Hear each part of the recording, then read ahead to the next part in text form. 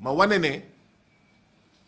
ñi nga xam ne ñoo nekkoon ci bopp hôpitalu Sédhiou dañoo nekkoon di sàcc hôpitalu Sédhiou carburant hôpital bi ñu koy séddoo seen biir essence su hôpital bi ñu ciy jël di ko may gouverneur wala di ci may préfet wala di ci may sous-préfet di ci may ay kilifa diine di ci may ay kilifa aada di ko may seen xarit di ko séddoo seen biir li may wax nii nag 2014 la amoon 6 ans à part avant ñuy naan coronavirus ma ñaawlu loolu ma ñaawlu itam jëfin bi nga xam ne bu ñu encaissé xaalisu hôpital bi muy ticket yi nga xam ne askanu Sédhiou mu ngi koy dagg ci hôpitalu Sédhiou xaalisu hôpital bi xaalis boobu hôpital bi di encaissé directeur bi mënoon na toog juróomi fan fukki fan te du ko versé ci compte hôpital bi ma ne leen loolu wóorul xaalis bi fu muy nekk fan lay jaar boobu ak léegi bëgg sama réew moo tax itam ma wane ne hôpital bu ñu waxee hôpital wax du personnel qualifié bi ñu recruter doom xawma jarbaat ci président conseil régional bu hôpital bu Sédhiou ñu recruter ko déjà du dëgg du yoon waaye ñu naan déet jarbaatu président conseil régional ñu recruter ko en tant que matrone hôpital régional ngeen fonne loolu dëgg la ah léegi jigéen buy wasin ci hôpital boobu bu deewee ñu naan ndogalu yàlla hôpital personnel qualifié moo tax ñu naan hôpital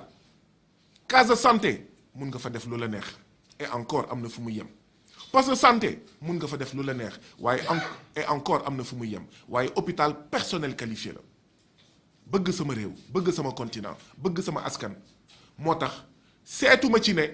am naa avantage hôpital nekk naa chef des ressources humaines mais kii responsable des ressources humaines bu hôpital régional bu Sédhiou ma jël sama responsabilité ne leen lii bu mu fi amati mais bëgg sama réew ak sama askan xam ne hôpital du caaxaan wér-gu-yaramu askan du caaxaan moo tax jamono jooju li may wax ni yëpp 2014 la ma ne leen mais hôpital bi yëpp ci biir hôpital bi ci biti hôpital bi benn boutique moo fa am xaw ma nag 2014 ak léegi ndax am na yeneen boutique yi nekk ci hôpital régional bu Sédhiou waaye jamono bi ma fay nekk benn boutique moo amoon ci hôpital régional bu Sédhiou mu ngi nekkoon ci bunt bi ci mur bi balaa ngaa dugg ci hôpital bi sës ci muru hôpital bi bëgg sama réew ak sama askan dégg président Macky Sall ndaxte 2014 c'était 2 ans ñaari at ginnaaw bi ko askan wi falee mu naan gestion sobre et vertueuse mu naan la patrie avant le parti bëgg sama réew ak sama askan ak feelu président Macky Sall bu doon wax gestion sobre et vertueuse la patrie avant le parti moo taxoon ma jëloon sama responsabilité boutique boobu menn boutique ci hôpital régional bu Sédhiou nga xam ne hôpital bi moo koy alimenté ci wàllu courant boutique bi amul compteur de hôpital régional bu Sédhiou moo ko doon jox courant bu coupé sax ba groupe électrogène hôpitalu Sédhiou mu tàkk boutique bi am courant waaye boutique bi amul compteur boutique bi kan moo ko moom ñu ne le secrétaire général régional d'accord syndicat bi ma bokkoon muy SUTSAS moom boutique boobu alors du ma waxtaan ci boutique bi ndax yoon la wala du yoon dañ ko jënd am déet du ma dugg ci détail yooyu waaye seetuma ci samay avantage seetuma ci maa ngi bokk même syndicat que ki nga xam ne moom boutique bi li ma ci seet rek mooy am cofeel mbëggeel bu amul àpp ci sama réew sama askan ak sama continent ne boutique bi dafay am compteur bu amulee compteur d'accord coow dina jëpp hôpital bi warul alimenter benn boutique doomu aadama ci courant ak ñoom seen dama leen di mosal yenn rek yoo xam ne sax xëy na bu ngeen duggee ci moteur de recherche yi di ngeen gis en fait li nga xam ne moom laa doon bind jamono 2013 ak 2014 dama doon bind di dénoncer ma nekk responsable des ressources humaines bu hôpital régional bu Sédhiou ba askanu Sédhiou commencé di dugg si ci biir hôpital bi di rencontrer le directeur pour di ko demander des comptes. Sénégal bi ma bëgg mooy Sénégal boo xam ne waaw askan bi dootul bàyyeeti hôpital yi le personnel de santé dootul bàyyeeti les structures de santé aux directeurs aux gestionnaires des structures de santé. Sénégal bi ñu bëgg bi ma bëgg mooy Sénégal boo xam ne askan bi dootul bàyyeeti école yi d'accord aux enseignants et aux directeurs. Loolu moo tax nous avons un chaos dans le système de santé. Nous avons une crise profonde dans le système de l'éducation. Sénégal bi ñu bëgg bi nga xam ne man moo ma tax a xeex ànd ci ak waa FRAPP mooy Sénégal boo xam ne askan bi day demander des comptes directement te du xaar élection. Loolu nag commencé tiital population Sédhiou yi commencé di laaj audience directeur di toog ak moom naan ko waaw li ñu dégg li ñu liir dëgg la am déet. Boobu maa ngi nekk hôpital régional bu Sédhiou nekk hôpital régional bu Sédhiou gars yi yebal fa maanaam délégation ci Sédhiou waa ministère de la santé boobu Eva Marie Coll Seck moo ko jiite ne ma waaw dañ lay ñaan nga bàyyi li ngay def parce que wóorul déjà yaa ngi Casamance mun nga si am problème dugg na si fi gën a fi ma ne leen c'est pas la peine de vous inquiéter pour moi inquiétez-vous kay plutôt pour le peuple sénégalais ndaxte hôpital li wokk hôpitalu Sédhiou moo xuri tous les autres établissements publics de santé. ñu ne ma waaw léegi pour bañ coow maanaam dinañ la affecté foo xam ne du niroog sanction donc on va t'amener à Dakar ba pare fii ak ay semaines maximum ay mois dinañ la jox dinañ la may formation bourse d'études dugg na fii génn na fii ma ne leen soxlawuma jóge Sédhiou ñaanuma jóge Sédhiou ñi nekk ci hôpital régional bu Sédhiou ñi ci ëpp dëkkuñu Sédhiou juddoowuñu Sédhiou ñoom ñëpp bëgg a jóge Sédhiou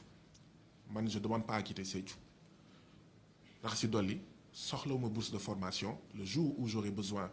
d'une bourse de formation je déposerai comme tout le monde ñu essayé ba sonn doxul li may wax nii yëpp nag dama ko wax ci jàmm ak salaam ak directeur hôpital bu Sédhiou ma ne ko lii ak lii ak lii ak lii am na ci biir hôpital bi du dëgg du yoon dans une des 3 régions les plus pauvres du Sénégal il y a des pratiques d'accord mu am jëfin saytuwin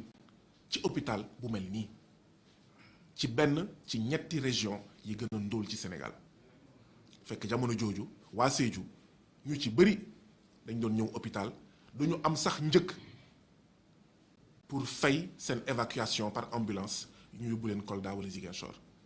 Comment est-ce que dans ces circonstances-là la ñu war a mën a nangu ñii di saytu hôpitalu Sédhiou di sàcc di randal di toje essence su carburant wu hôpital bi di jël seen doom di ko fa dugal mais fàtte naa sax conseil d'administration bi ñu ne xawma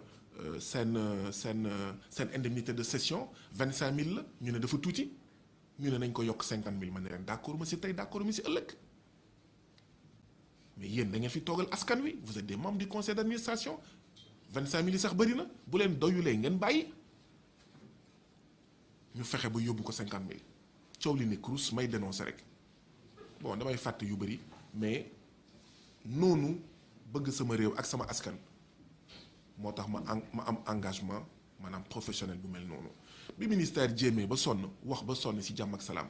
ma ne leen bëgguma jóge Sédhiou neex na ma car macha allah ci lañ ma indi affecté ma Dakar boobu ak léegi nag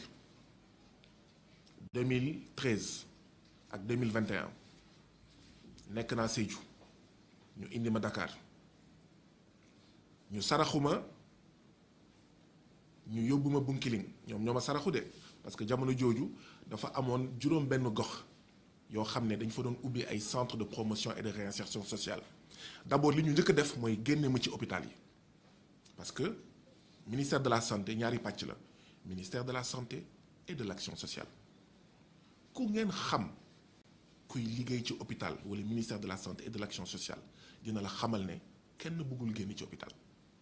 ndaxte hôpital hôpital moo am xaalis hôpital moo am li ngay lekkee xaalis ay per diem ay indemnité ay voyage ay séminaire mais action sociale te mu ëmb les centres de promotion et de réinsertion sociale déjà bu ngeen gisee bâtiment centre de promotion et de réinsertion sociale yooyu da ngeen di ne tous ces bâtiments menacent de ruine gis naa ñuy wane benn photo benn naatal ñu naan lii mooy service en fait mais régional bu action sociale bu Kédougou mais am na boobu mais tànn na bâtiment yu bëri jëm leen visiter quelques bâtiments des centres de promotion et de réinsertion sociale da ngeen di ne y a même pas la dignité d'un État y a même pas le respect amul respect ak worma pour ñi nga xam ne ñoo fay dugg di ko fréquenter dañ ma génne hôpital parce que hôpital minimum ay 100 personnes ay 50 personnes ay 200 personnes ay 300 personnes jëm kaw ñu ne kii buñ ko bàyyee ci biir hôpital te xam nañ ne hôpitaux sénégalais yépp li mu wax ci Sédhiou moo fa am dama bind benn document woowee ko la situation des établissements publics de santé au Sénégal 2014 fekk maa ngi am 1 an ci hôpital mais 1 an boobu doyoon na ma pour xam hôpitaux yi naka la gars yi di ko seeñu di ko lekk di ko toje ba jafe-jafe yi ngeen di gis yépp yu nekk ci hôpital public ba kenn sawarul wasin hôpital public ku ëmb yaa ngi naan fan ngay dajalee 500 000 wala 1 million nga dem wasine ci clinique mais ci clinique privée bu dee directeur ak ministre yi nga xam ne ñooy sàcc alalu askan wi nag ñoom xalaatuñu sax seen jabar wasin Sénégal wala faju Sénégal ma def benn document boo xam ne dama wane Sédhiou ni mu mel hôpitalu Sédhiou ni mu mel waaye tamit dama yaatal ko ci yeneen hôpitaux yi ma jox ko Eva Marie Coll Seck bon xam naa ne wax jooju neexu leen ndekete woo waaw man maa xamul rek ndekete gestion sobre et vertueuse ay naxee mbaay la woon waaye comme ça faisait seulement 2 ans Macky Sall bi ñu ko falee ak léegi waneegul kanam bi ma ne naa leen feelu donc ci lañ ma génnee ci hôpitaux yi pour rek bañ may gis li nekk ci hôpitaux yi waaye coronavirus bi wane na li xew ci hôpitaux yi bu dee man sama baat 2014 ak léegi doyul pour sénégalais yi xam lan moo nekk ci hôpitaux yi coronavirus bi dafa confirmer lépp li nga xam ne waxoon naa ko ne leen lii jëmul kanam bés bu ñu amee lu am problème lu métti ci jàngoro wallaay dinañ xam ne lépp dëgg la te suñu classe gi amuñu passeport diplomatique amuñu xawma double nationalité ba buñ ko amoon sax amuñu xaalis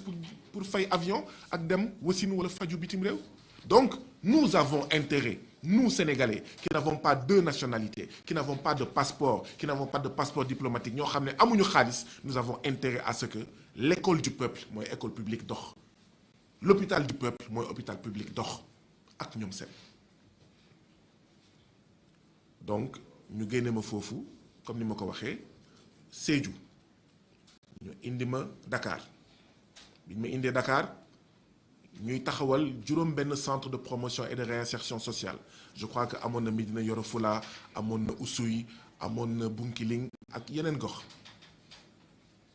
ñu ne ma fan laa bëgg a dem ci gox yooyu yëpp bon ma ne leen yóbbu leen ma ci Oussouye li may wax nii 2014 la ma ne leen yóbbu leen ma centre de promotion et de réinsertion sociale bu Oussouye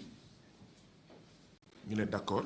après ñu woo ma ne ma dañ lay ñaan nga dem Bunkiling ndaxte Bunkiling c'est une nouvelle création dugg na fi génn na fi xaw ma lan moo tax ñu proposé ma Bunkiling ma ne leen yóbbu leen ma Bunkiling donc Sédhiou Dakar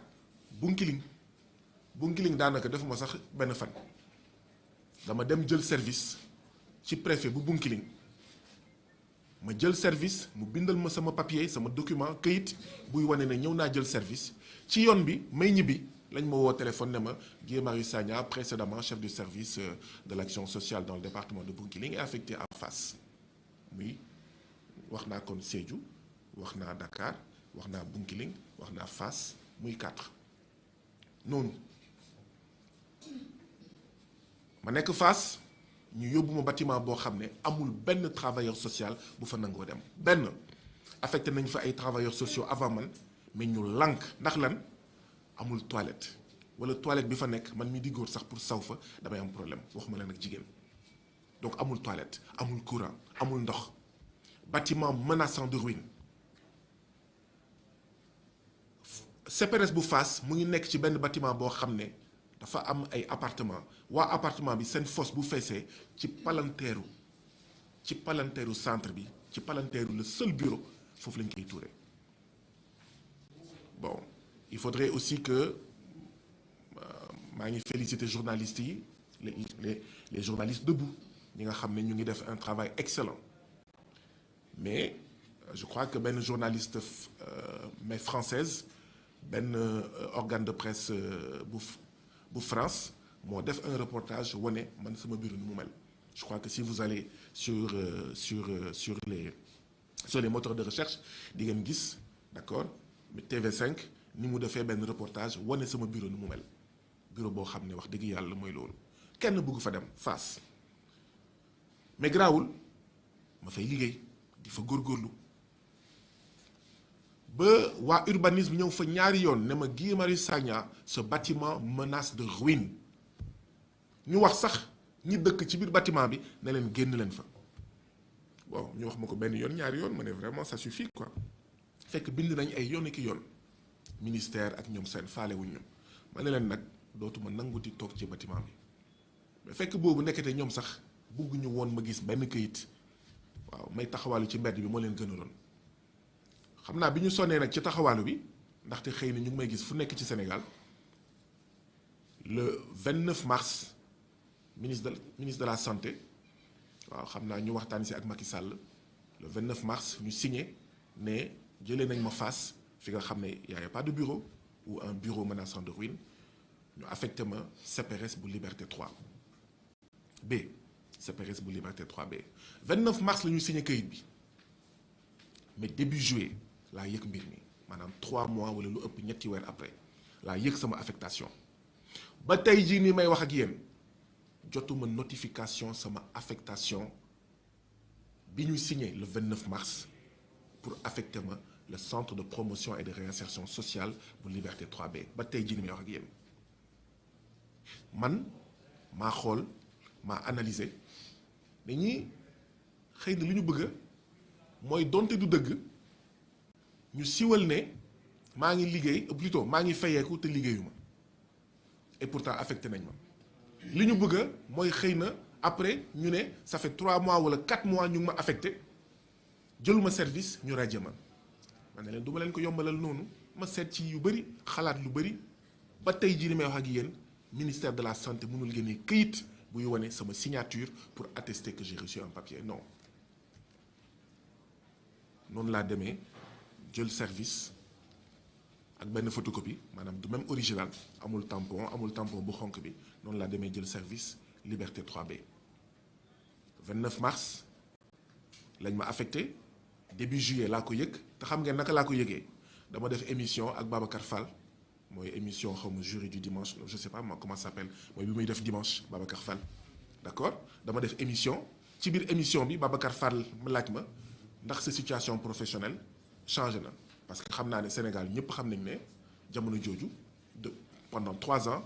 liggéeyuma parce que mënuma liggéey parce que état du Sénégal moo ma def ci situation boobu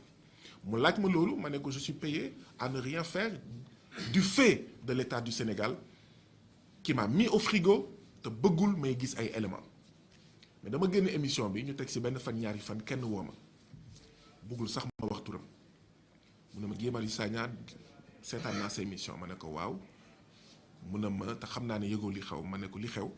mu ne ma depuis mars li may wax nii émission bi ça devait être en fin juin ou début juillet mu ne ma affecté nañ la depuis le 29 mars dama dégg sa émission ma déglu tontu bi nga tontu Babacar Fall ma xam ne xamuloo li xew noonu laa ko yëgee dans la rue may enquête bind naa sax le ministre de la santé ne ko fort naa ci weewu béy ci mbeddu Sandaga yi que danga maa affecté bu dee dëgg la ndax mun naa jot kayit bi ba tey jii nii bu ma tontoo Bob Marley moo ma tontu ba tey jii damay wax ak yéen jotuma notification kayit bi nag envoyé nañ bon ko par WhatsApp photocopie même pas original ma ne garaawul ma dem donc début juillet laa jël service centre de promotion et de réinsertion sociale bu Fass ñu affecté ma 29 mars début juillet ba jamono ji ñu ne donc je prends service le 28 début juillet ñu ne le 28 septembre Macky Sall joxe na dogal pour que ñu affecté ma service régional bu Kédougou 28 septembre